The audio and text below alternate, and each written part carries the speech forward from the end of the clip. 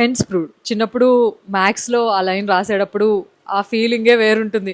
పైనంతా తప్పు రాసేసినా ఈ హెన్స్ ప్రూవ్డ్ చూస్తే అది రైట్ అయిపోతుందని అనుకుంటాం. అంటే అలాంటి నమ్మకం కదా.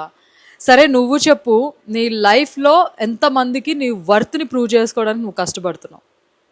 Just because somebody is not understanding how valuable you are, నువ్వు దాని వెనకాల పరిగెడుతూ నేను మంచి పర్సన్ని, నేను రైట్ పర్సన్ని, లేదంటే నేను గుడ్ పర్సన్ని, లేదంటే నేను కేరింగ్ లవబుల్ పర్సన్ని, నేను ఈ పర్సన్ని ఆ పర్సన్ని అని ఎంతమందికి ఎంత టైం వరకు నీ వాల్యూని నువ్వు ప్రూవ్ చేసుకోవడానికి కష్టపడుతున్నావు? ట్రై చేసావా ఎప్పుడైనా? ఎవరో నీ చుట్టూ ఉండే మనుషులు ఎవరైనా కానీ నీ వర్త్ అర్థం చేసుకోకపోతే నువ్వు వాల్యూలెస్ అయిపోవు. అది నువ్వు అర్థం చేసుకోవాలి. నువ్వు ప్రూవ్ చేసుకుంటేనే నీ వర్త్ నిలబడుతుంది అంటే ఎలా?